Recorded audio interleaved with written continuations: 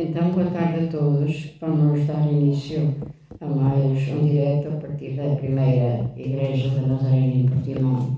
E vamos iniciar com um coro que realmente é muito necessário na vida de todos e cada um de nós. Vamos ouvir e meditar na mensagem que Ele nos transmite.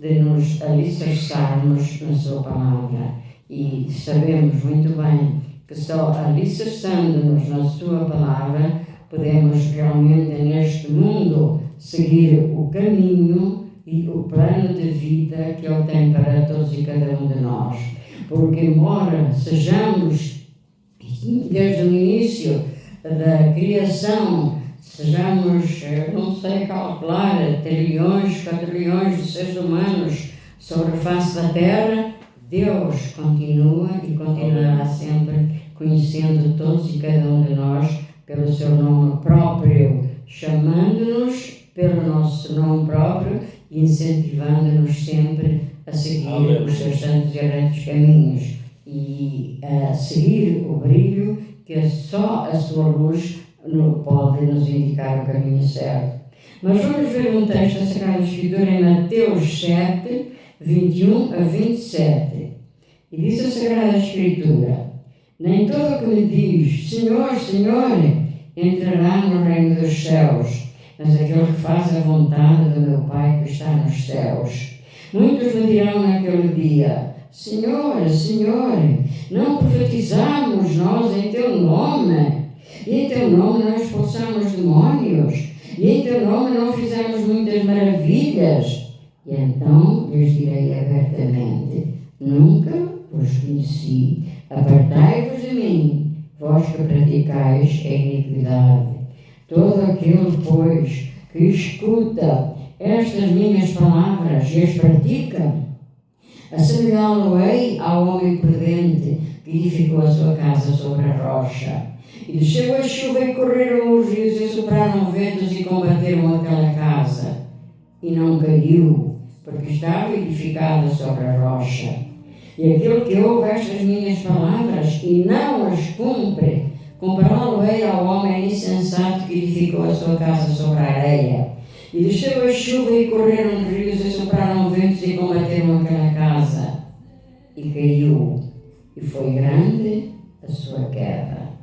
Deus abençoe a leitura da sua palavra. E esta é a realidade.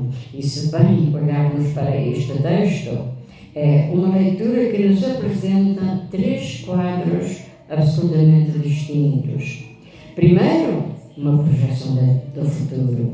E nós sabemos que os profetas ainda hoje existem. Os profetas ainda hoje continuam a profetizar. Meus irmãos, quando numa congregação, numa igreja, que é o corpo de Cristo reunido, um pastor abre a sua Bíblia e lê a Bíblia, está a profetizar o futuro. E por isso este texto nos mostra também um quadro do futuro. Aqueles que pregam, que anunciam a palavra de Deus, esses são os profetas de hoje. Porque a revelação terminou na última palavra, no último versículo do livro do Apocalipse. Aí a revelação fechou. E tudo o que nós precisamos saber sobre o futuro está na Sagrada Escritura. E é por isso, meus irmãos, que temos de ter muito cuidado com os falsos profetas dos nossos dias. Quando alguém nos fala algo que diz que está a profetizar, nós temos que ir primeiro ver se enquadra dentro dos padrões bíblicos. Se enquadrar, tudo bem, é bíblico, porque só a Bíblia, só a Sagrada Escritura contém o passado, o presente e o futuro. E este texto realmente é um texto muito rico, que nos apresenta um quadro do futuro, mas nos apresenta também uma realidade presente. E esta realidade presente que nos é apresentada mediante uma ilustração com um facto real do passado. Portanto, é um texto que tem um quadro do passado, outro do presente e outro do futuro. Porque todos sabemos que haverá um dia em que todos os mistérios serão revelados, e entre eles também este: quem são realmente os escolhidos de Deus? Eu sei que muitos se fazem essa pergunta. A Sagrada Escritura responde, Mateus 20:16: assim, os derradeiros serão primeiros, e os primeiros serão derradeiros, porque muitos são os chamados, mas poucos os escolhidos. Meus irmãos, nós neste mundo devemos correr, sim, preocupar-nos sempre em correr espiritualmente e rumo à meta que nos propusemos alcançar, que é precisamente a vida eterna. E são esses que correm rumo à vida eterna que o Senhor ajuda na sua caminhada para poderem vir a terminá-la com sucesso. E por fora, nós sabemos que por fora a diferença entre as pessoas é determinada pela sua aparência, não é verdade? Assim como por fora também a diferença entre as pessoas é determinada pela qualidade dos frutos que apresentam. Isto é determinada por aquilo que dizemos ou por aquilo que fazemos. No entanto, isto é uns para com os outros, porque todos somos humanos. Porque para Deus o que conta é o nosso interior. E, portanto, este mistério que nos aparece aqui, que muita gente, por isso onde fora se pergunta de quem são realmente os escolhidos, esse mistério só será totalmente desvendado quando, na segunda vinda de Jesus, quando Jesus voltar, e então Ele nos mostrará tudo aquilo que realmente até lá vai permanecer incompreendido devido à pequenez da nossa mente humana. A verdade é que nós hoje vivemos o presente e ao transmitirmos a sua palavra, Deus espera que realmente também ponhamos em prática, porque se isso não acontecer, o resultado será precisamente o mesmo que Jesus ilustrou com a história da construção das duas casas, e por isso cada um de nós está infalivelmente representado por cada um dos construtores, porque na realidade nós preocupamos mais com o que acontece à nossa volta, quando, no fim de contas, deveríamos era preocupar-nos com o que acontece dentro de nós. E então, a nossa atitude e os nossos atos em relação à palavra de Deus está aqui representado nesta leitura, precisamente, como disse, pela construção das casas. E pela construção das casas, porquê? Ora, vejamos, o que é uma casa, afinal? O que é esta casa que a Sagrada Escritura fala neste texto? O que é que ela representa? Nós sabemos que a casa, por princípio, deve ser o nosso abrigo, um lugar de repouso, um lugar de paz, um lugar onde nós devemos passar mais do nosso tempo.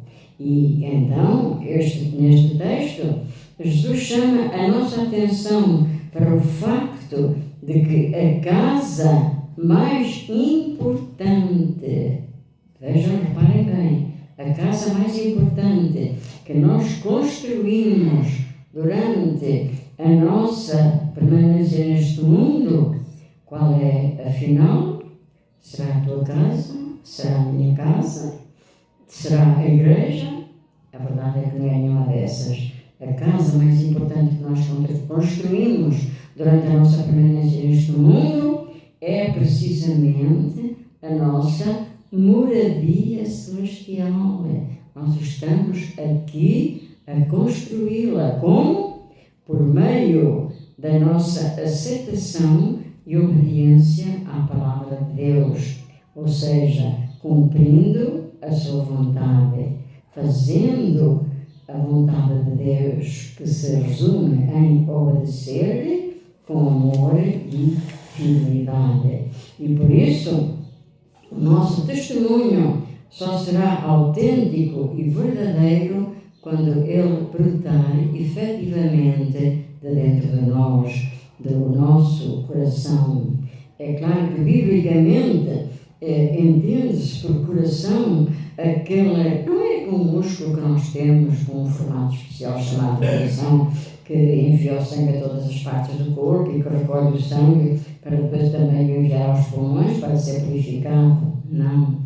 Biblicamente, o coração é um lugar profundo e oculto, onde a nossa vontade, os nossos atos, as nossas palavras e a nossa existência se tornam consistentes com a vontade de Deus. E a verdade é que só Deus pode mudar o nosso coração. Só Deus pode mudar o coração do ser humano e só Deus pode nele operar o bem.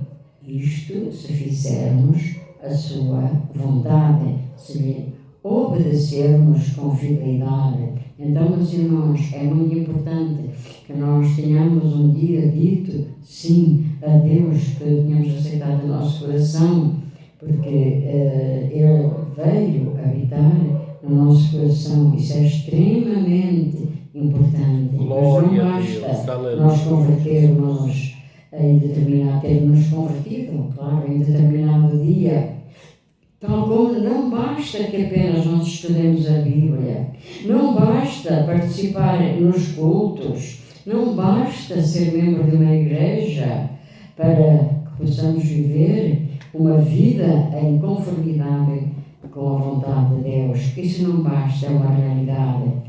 Embora tudo isso seja necessário e tudo seja muito bom, mas é apenas o princípio.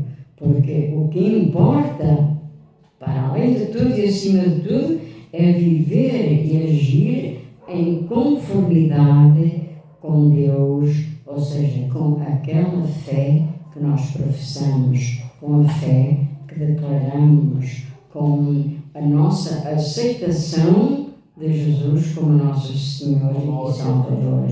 E aqui Jesus está a dizer-nos diretamente e sem nenhuma sombra de dúvida que é inútil nós chamarmos de cristãos se não obedecermos à sua vontade. Quer dizer, se não a pusermos em prática no nosso viver de dia a diário, na nossa vida, do nosso dia a dia, se realmente nós não interiorizarmos no nosso coração os nossos ensinamentos e se não os vivermos conscientemente. E Jesus falou assim, precisamente porque Ele é a própria autoridade personificada. E Ele deixa bem clara a ideia de que Ele tem que ser tomado a sério, porque vai chegar o dia de uma desilusão muito triste para aqueles que fazem profissão fácil do nome de Deus, para aqueles que realmente só têm palavras e cujos corações são loucos, onde não existe, onde não está presente, onde não está solidificada a vontade do Senhor Jesus. E por isso, meus irmãos, é importante que o nosso modo de agir esteja sempre de acordo com os ensinos que recebemos do nosso Mestre. E o versículo 21, se bem se lembram, nem tudo como diz Senhor, Senhor entrará no reino dos céus, mas aquele que faz a vontade de meu Pai que está nos céus. Este versículo mostra-nos bem claramente que a chave para conhecer a vontade de Deus é a obediência, porque qualquer pessoa pode chamar Jesus de Senhor e que a sua própria vida não estiver de acordo que aquilo que diz, podem crer que mais deveria que estivesse falado, porque está a apostatar da sua fé. Porque chamar Jesus de Senhor é uma afirmação tremendamente grave, tremendamente importante, porque ser Senhor é estarmos a dizer que Ele comanda toda a nossa vida espiritual, sim, mas também a nossa vida material, a nossa vida por este mundo, a nossa peregrinação por este mundo a caminho da cidade celestial para obtermos a cidadania dos céus. E aquele que chama realmente, que diz que Jesus é Senhor e depois na sua vida lhe desobedece, está a acarretar um grande problema sobre a sua própria cabeça. Porque a verdadeira prova da obediência e do discipulado não é aquilo que dizemos, é aquilo que fazemos, são os nossos atos. E se os nossos atos não comprovarem as nossas declarações, a nossa vida estará muito mal perante o Senhor.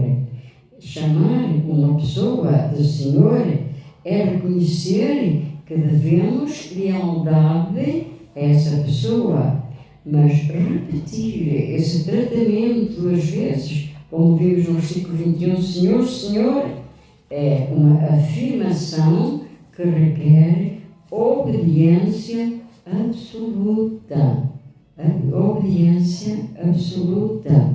E depois os versículos 22 e 23. Muitos me dirão naquele dia, Senhor, Senhor, não profetizamos em teu nome? Em teu nome não expulsamos demónios? Em teu nome não fizemos muitas maravilhas? então lhes direi abertamente: nunca vos conheci, apartai-vos de mim, vós que praticais a iniquidade.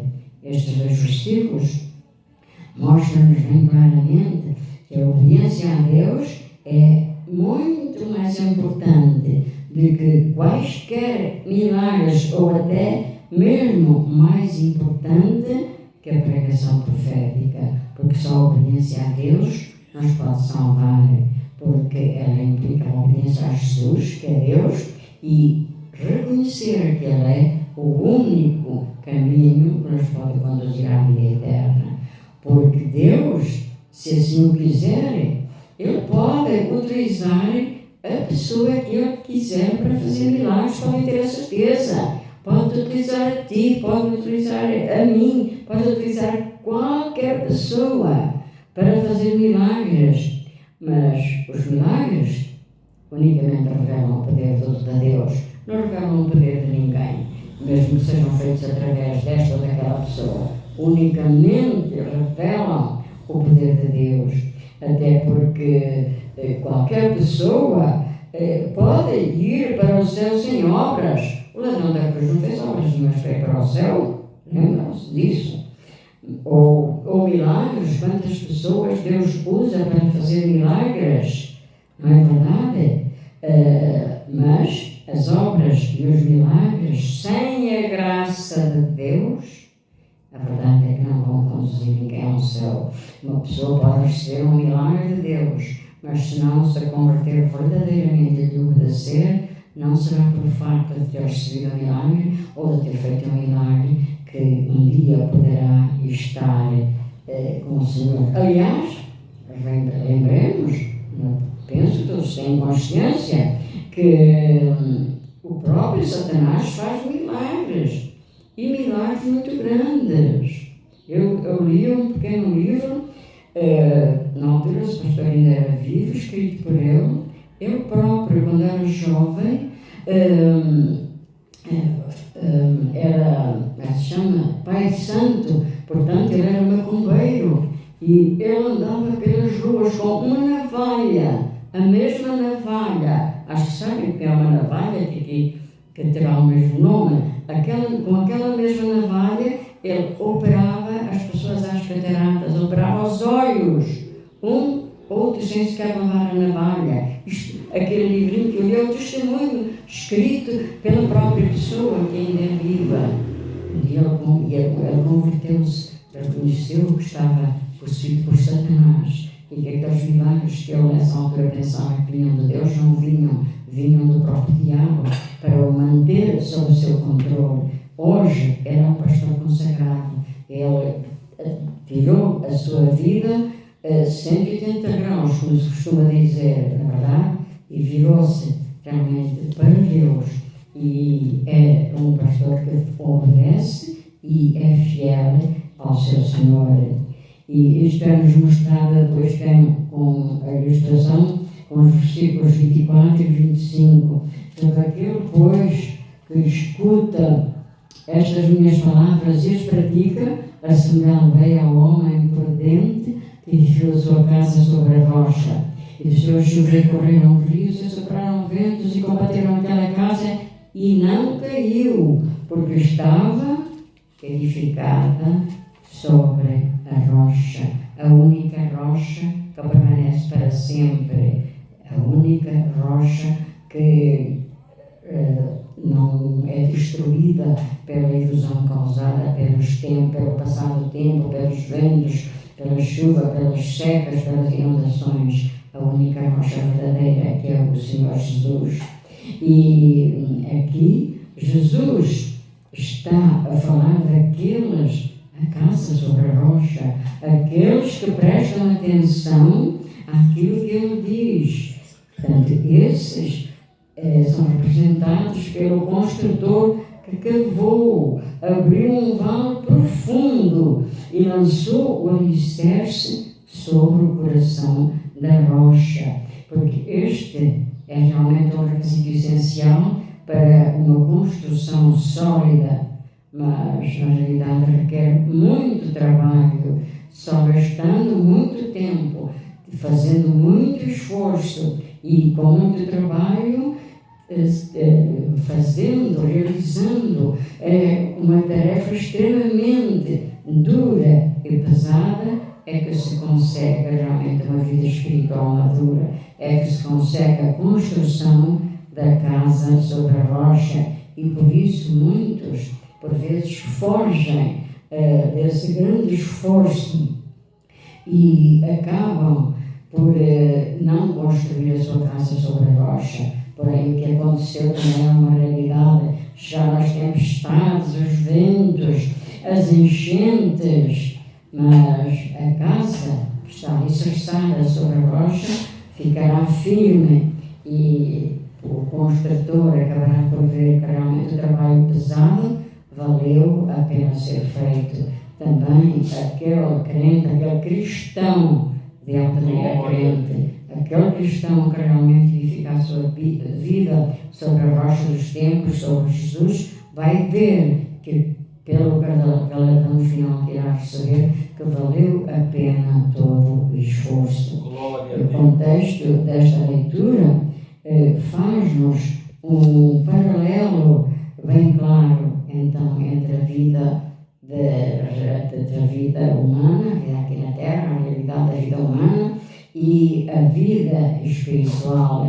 Quer dizer, isto significa para nós que quando chegar o teste final, ou seja, no dia do juízo, será precisamente o fundamento sobre o qual a nossa vida foi edificada é que importará, é que contará para o galardão final. É claro que esta leitura tem também aplicação às tempestades da vida, porque o cristão tem ter um bom fundamento espiritual e não se deixar facilmente perturbar pelos problemas e pelas dificuldades diárias da vida.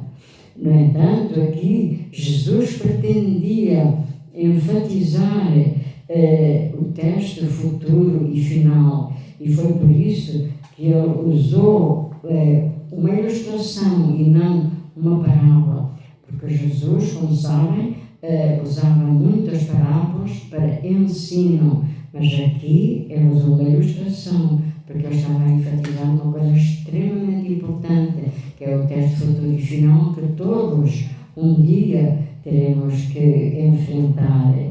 E, mais uma vez, como em tantas outras, ele utilizou factos da vida diária. Jesus usava muito factos da vida diária para que as pessoas compreendessem da vida diária da sua época, é claro, porque a construção da personalidade humana é precisamente feita como a construção de uma casa. E a construção de uma casa é feita pedra por pedra. Hoje em dia já nem são pedras, já são blocos de cimento, mas são uns colocados sobre os outros. E assim a nossa vida espiritual também é construída sobre a nossa fidelidade e obediência a cada dia que passa. E a construção só realmente ficará firme, segura, se for feita sobre os alicerces que já foram lançados ontem. Ou seja, a casa primeiro precisou que fossem escavados alicerces, profunda cova, para que depois lá pudessem ser colocados os alicerces. E é por isso que o discípulo que obedecer, ou seja, que escutar e puser em prática a palavra de Deus, de certeza absoluta que irá sobreviver às tormentas desta vida, sejam quais forem essas tormentas que possam chegar à sua vida. Por quê? Porque tem um arquiteto supremo. O arquiteto é Deus, que superintende sobre tudo aquilo que nós fazemos neste mundo. E o seu plano para a construção do caráter cristão são os ensinamentos de Jesus, estão nas Sagradas Escrituras, são as próprias palavras do Senhor Jesus. Porque a verdade é que se construirmos o edifício da nossa vida espiritual sobre as palavras de Jesus, podem ter a certeza que nenhuma tempestade poderá destruir a nossa construção. Se a nossa obediência for total e mantivermos a nossa mão sempre bem segura na mão de Deus, então poderão vir todas as tempestades deste mundo, todas as tempestades de tentação, de sofrimento, de perseguição, de luto ou de perda, porque o alicerce que está firme na rocha vai manter a estrutura espiritual de pé, e nós vamos ter a certeza e a prova de que realmente o seu sangue nos garante a vitória. E é a palavra de Deus obedecida e vivida diariamente que nos oferece o material necessário para a construção do verdadeiro caráter cristão. Porque aqueles que realmente não alicerçam a sua vida na palavra de Deus, vai acontecer o que nos dizem os versículos 26 e 27. E aquele que ouve as minhas palavras e não as cumpre, compará-lo-ei ao homem insensato que edificou a sua casa sobre a areia. E desceu a chuva e correram rios e sopraram ventos e combateram aquela casa. E caiu, e foi grande a sua queda. Isso acontece com todas as casas que não tiverem um alicerce firme, é verdade. Mas o caso torna-se, portanto, extremamente diferente da casa que foi construída sobre a rocha. A casa que é construída sobre a areia, simplesmente sobre a terra, sem alicerces fundos, ela, de certeza, que ruirá mais dia menos dia, quando cair chuva, quando vierem os ventos fortes que vão contra essa casa, podem ter a certeza que logo ela cairá, como caiu esta casa que o Senhor Jesus falou, e a sua casa será grande, a sua ruína será grande, porque nenhuma casa vai resistir ao ataque das forças da natureza, só uma casa realmente muito bem estruturada. E nós temos exemplos flagrantes nos nossos dias, quando há terremotos, agora tem havido há pouco tempo, infelizmente, quantas vidas perdidas. Porquê? Casas construídas sem alicerces, sem resistência, sem aquelas indicações que hoje se tornam necessárias para que uma casa resista às forças da natureza. E não só às forças da natureza, meus irmãos, assim é aquele que ouve a palavra de Deus e que não age de acordo com ela. Ele está edificando a sua vida sobre a areia, sobre a terra, sem fundamento. Ele pode até ter toda a aparência externa da respeitabilidade, toda a aparência séria, da doçura, da espiritualidade. Pode até, e quanto isso hoje não está acontecendo, pode até ser notável pela sua observância religiosa, as suas idas constantes à igreja, a sua chegada a horas, a sua observância de todos os preceitos religiosos, externamente. Mas se faltar o fundamento, essa pessoa nada será. E por isso, meus irmãos, esta ilustração mostra-nos com clareza que a diferença entre os tipos de pessoas não está na impossibilidade de ouvir, porque a verdade é que todos os grupos sociais ouvem a palavra de Deus, ouvem o que Jesus quer que façam, como é que Jesus quer que seja a sua vida, qual é a sua vontade. Hoje em dia, através das redes sociais, e foi uma bênção tão grande que Jesus criou e que muitas igrejas não aproveitam, que podiam alcançar pessoas a milhões de quilómetros de distância e não o fazem. Pessoas onde muitas vezes transportes podem chegar, mas pode chegar uma voz através de uma rede social, de uma plataforma. Meus irmãos, não desprezemos aquilo que Deus criou, porque tudo que existe é bom, porque foi criado por Deus. As redes sociais foram criadas por Deus, são boas se soubermos aproveitar. E os cristãos estão numa grande falta perante Deus neste aspecto, porque nem todos utilizam as redes sociais para a produção do seu reino sobre a face da terra. Muitos o fazem pela graça de Deus, mas quantas de todas as igrejas, quantas é que nós vemos a transmitir no Facebook? Quantas? Digam-me. Eu posso ver muitas igrejas de Nazareno e vejo a transmitir os seus cultos em direto no Facebook. Outras transmitem através de plataformas como o Zoom. Das outras igrejas não sei. Cada um que põe a sua mão na consciência e que se lembre que o espaço que é utilizado no Facebook por um cristão, por uma igreja para transmitir a palavra de Deus, se nós falharmos, esse espaço é utilizado por outra pessoa para transmitir coisas maléficas, coisas que prejudicam o ser humano e coisas que muitas vezes a pessoa abre e vê uma coisa má e não tem coragem de desligar, deixa ficar, não tem coragem de passar para o outro lado, ou se for um filho seu a fazer, não tem coragem de o proibir de o fazer e de o impedir de fazer. Meus irmãos, tudo que é criado por Deus é bom. Agora, Deus deu-nos a opção de sermos nós a decidir se vamos utilizar para o avanço do seu reino sobre a face da terra ou se vamos deixar as coisas correr como o inimigo deseja que corram. E é verdade que o discípulo que não obedecer e não puser em prática a palavra de Deus, podem ter a certeza que quando ele for provado pelas tempestades da vida, ele vai falhar. Porque não é na hora da provação que realmente ele vai poder fazer a edificação da sua casa espiritual. Tal como um farol que existe à beira-mar, que existe a ração um pouco dentro do mar e que durante a noite projeta a sua luz a quilómetros de distância, avisando os navios que ali é que está a terra.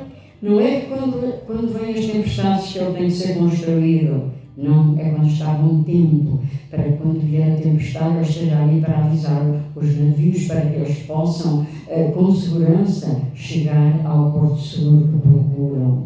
E, meus irmãos, aqueles que realmente não se preocupam em construir a sua casa espiritual, esses, então, assemelham-se ao construtor insensato, que escolheu mal onde lançar os pequenos alicerces, porque não é sabedoria, nem o esforço humano que constituem alicerces sólidos que possam sobreviver às tempestades da vida, às tempestades deste mundo, mas única e exclusivamente a obediência total aos ensinamentos de Jesus, a obediência total realmente à sua palavra, como nos diz Romanos 8, 38 e 39. Porque estou certo de que nem a morte, nem a vida, nem os anjos, nem os principados, nem as potestades, nem o presente, nem o porvir, nem a altura, nem a profundidade, nem alguma outra criatura nos poderá separar do amor de Deus que está em Cristo Jesus. Deus abençoe a cada um que realmente se mantém na sua vida fiel e obediente ao Senhor Jesus. E jamais deixem que a luz de Jesus brilhe no vosso coração e na vossa vida. Deus abençoe a cada um. Vamos ver qual é o hino de louvor e adoração que o cantor Santos hoje tem para a nossa edificação espiritual. Vamos ouvi-lo. Olá, paz do Senhor, vamos adorar a Deus, porque Ele é fiel, Ele é digno de toda honra e toda glória. Então vamos adorar a Deus, aleluia, glória a Deus. Aleluia, glória a Deus. Aleluia, glória a Deus. Aleluia.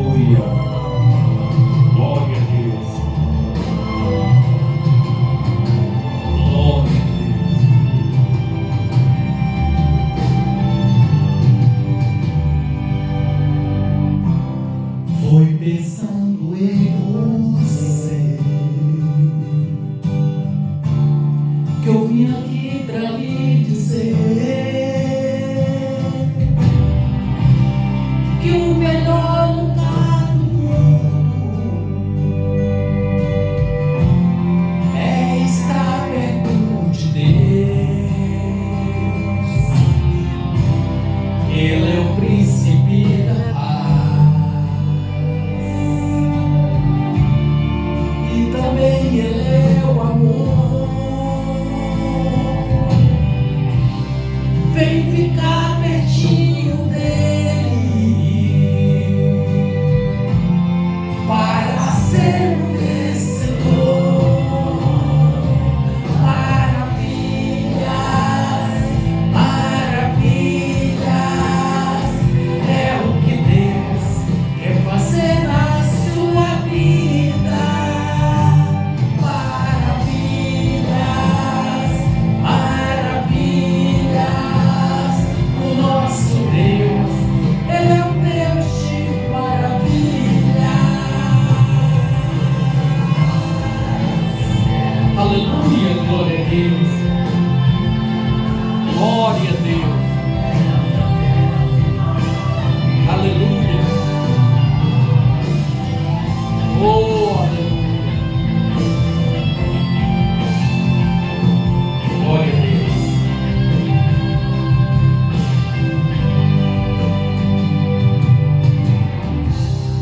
Muita gente está sofrendo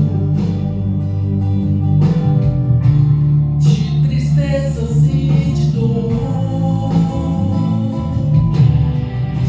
com os prazeres desse mundo. A sua alma enganou. Jesus Cristo é o caminho, a verdade e a luz, vida eterna e alegria. Só se encontra em Jesus. Maravilhas, maravilhas, é o que Deus quer fazer na sua vida. Maravilhas, maravilhas, o nosso Deus, Ele é um Deus de maravilhas. Maravilhas, maravilhas, é o que Deus quer fazer na sua vida.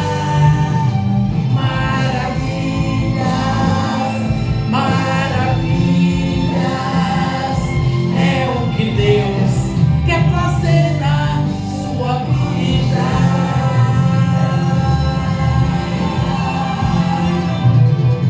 Aleluia. O Senhor te abençoe e te guarde. O Senhor faça resplandecer o seu rosto sobre ti e tenha misericórdia de ti. O Senhor sobre ti levante o seu rosto e te dê a paz. Amém. Que Deus vos conceda uma semana ricamente abençoada e repleta de tudo o que Ele tem de melhor para todos e cada um de nós. E até ao próximo domingo, à mesma hora, se Deus quiser.